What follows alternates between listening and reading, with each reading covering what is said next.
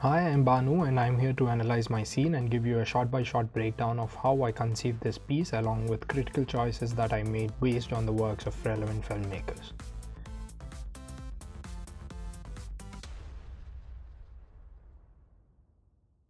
Before that, I'd like to talk about the theories which inspired me to take up this story in specific and why I conceived this scene in a particular way. I'm a follower of Ayn Rand and Paul Ricoeur, who question the basic existence of humanity in this world and why we do what we are doing in this present world.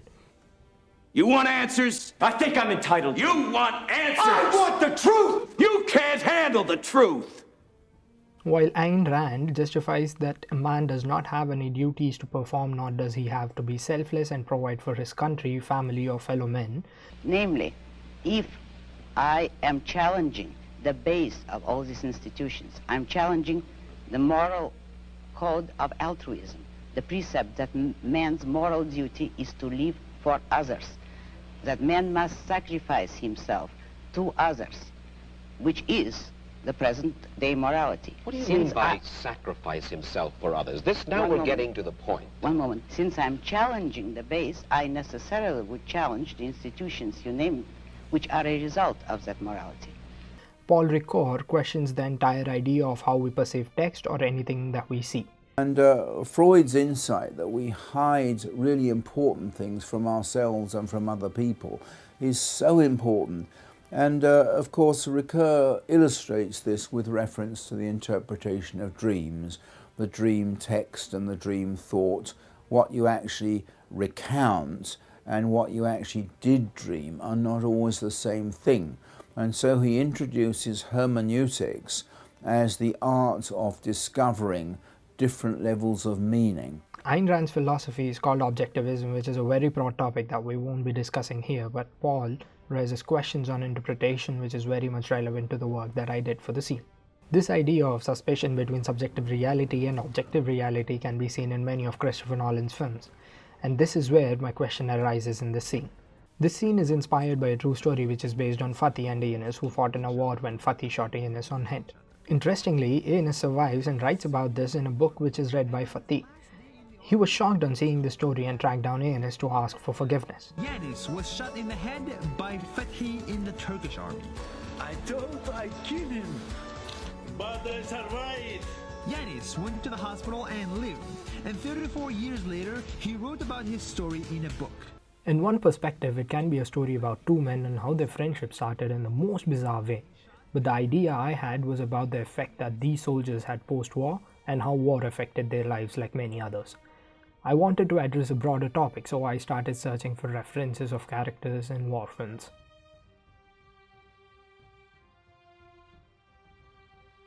Out of many soldiers in war films, I have narrowed down to 4 most fascinating characters for me. 1. Chris Kyle in American Sniper. 2. Major King Kong in Doctor Strangelove. 3. Private Leonard Lawrence in Full Metal Jacket. And 4. Private Ryan in Saving Private Ryan. In American Sniper, Chris Kyle undergoes serious emotional trauma and affects his personal life and cannot live a normal life anymore. This film is marketed as an anti-war film by director Clint Eastwood, but despite the film having a lot of aspects of anti-war film, it still is clearly a pro-war film. It celebrates the heroes of war and justifies the need of greater good and the necessity of war to go against terrorism. Next, Doctor Strangelove is a comedic war film which discusses the irony in a Cold War and the stupidity of characters like Major King Kong, who literally refers to King Kong, meaning someone who doesn't care for the consequences and lives in the moment, who ends up sitting on a nuclear bomb and taking off, which then results in the end of the world. This film interestingly discusses the eventuality of war rather than being an outright anti-war film or a pro-war film. After that, Full Metal Jacket explores the amount of pressure created on the soldiers and how a soldier is slowly dehumanized. This process is explored through the character Private Leonard Lawrence, who is constantly insulted by his drill instructor and is eventually hated by his fellow mates as well. Sergeant Hartman also imposes his religion on his subordinates, which shows the soldiers are losing their personalities and becoming less human. And finally, the disturbing emotion shown by Private Ryan, followed by the shot of anti-landing barriers in the beach, can be related to the rows of tombstones which was shown in the earlier scene. This scene directly portrays the consequences of the actions that took place in a particular time period. In this case, it's the war.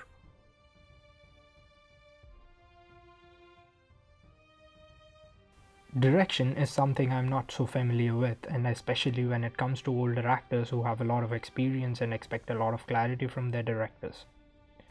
Rehearsing with them was a very big learning experience for me, and it enabled me to strengthen the script's message by channelizing their emotions and bringing out the performances that I envisioned for the roles.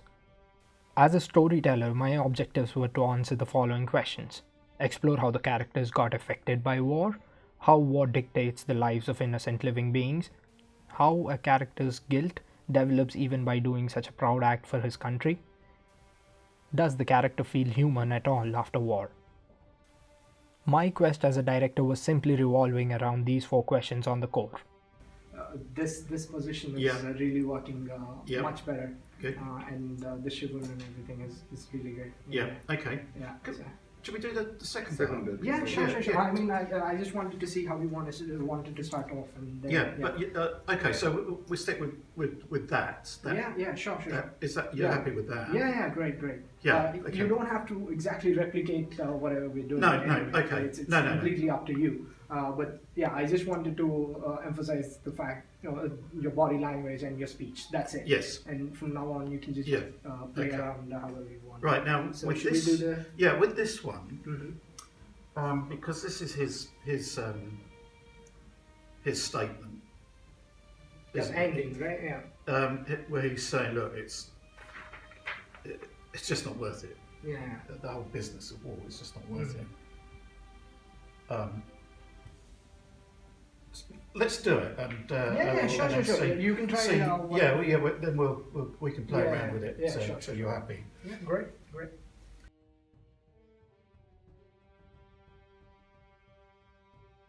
Now that I had a basic idea of how to portray my characters, I had to prepare for my mise-en-scène. Mise-en-scène essentially speaks about all the elements which are involved to bring a scene together. They can be anything from lighting, sets, props, hair and makeup, to casting and the actor's body language and expressions. The screenplay that I adapted is briefly inspired from a movie, Money Monster, a crime film which involves a commoner taking a celebrity TV host as a hostage. The scenes involve the spaces of TV studio, audiences and a primary viewer. In this case, it is the director of the TV reality show who sits in the live studio and watches as everything unfolds. This film gave me an idea for setting up my mise-en-scène. Well, here he comes. Okay, Mark, stay with this guy. I don't know who he is. Alan, there's no chance he's Mike, so just boom him in and see what happens. For the last few months, hopefully you can listen to your little birdie. Where's that stupid parrot? Along with this, I've also referred to the interview for getting an idea of how to create a live TV interview scene. These films gave me a basic idea of how to create a mood for a TV interview scene and how audience watch TV and respond to what is happening on it. With these references, I've worked on setting up the scene and placing the characters in the spaces that I've defined in my mise-en-scène. As you can see, the soldier who was shot is now in the TV studio giving an interview, whereas the other soldier who has killed someone is comfortably sipping tea in his living room and watching entertainment channels on TV, and the audience is literally the audience that are watching this unfold in front of them.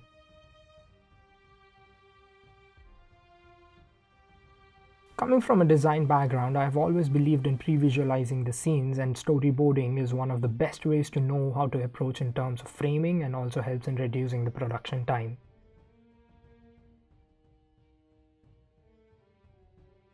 This is where my design software skills came in use.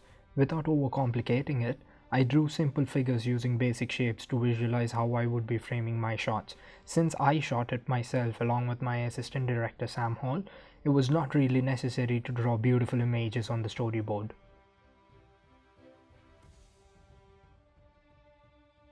These shots were then written down on a shot list which consisted of all possible shots that I would be needing from my actors.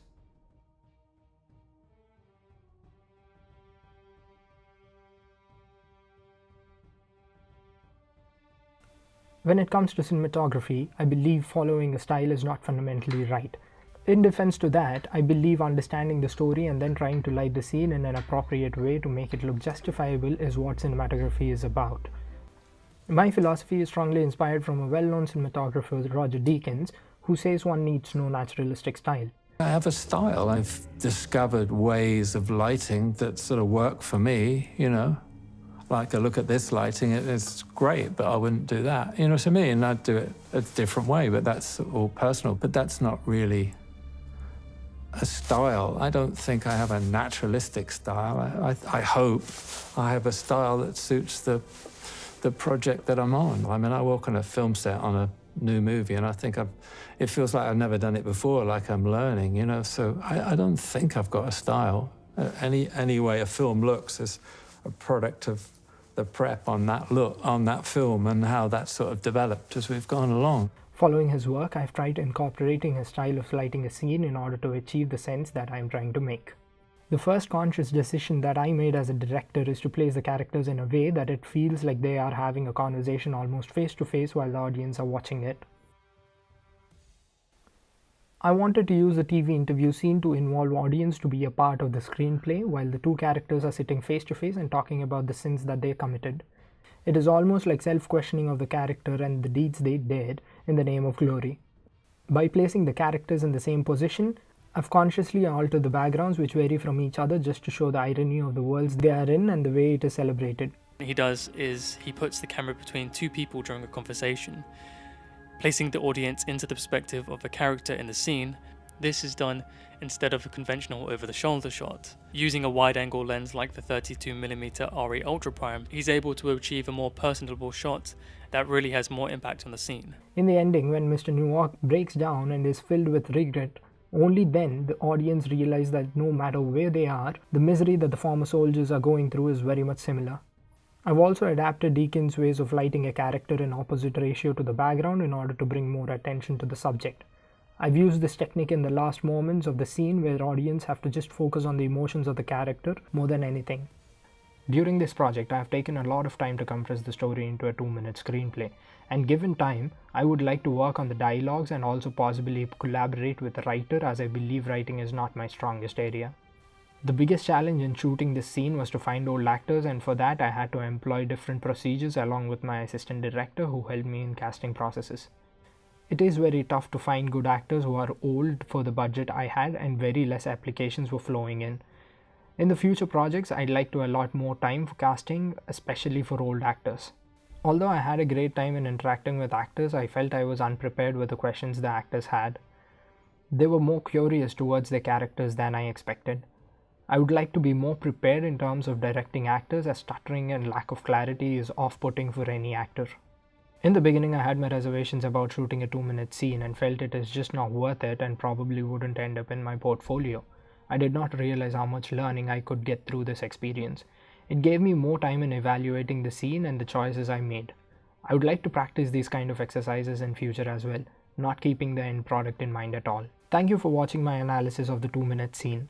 If you need to watch my scene again, I have posted the link in the description, so please do go there and have a look at it again. Hope this all makes sense. Thank you.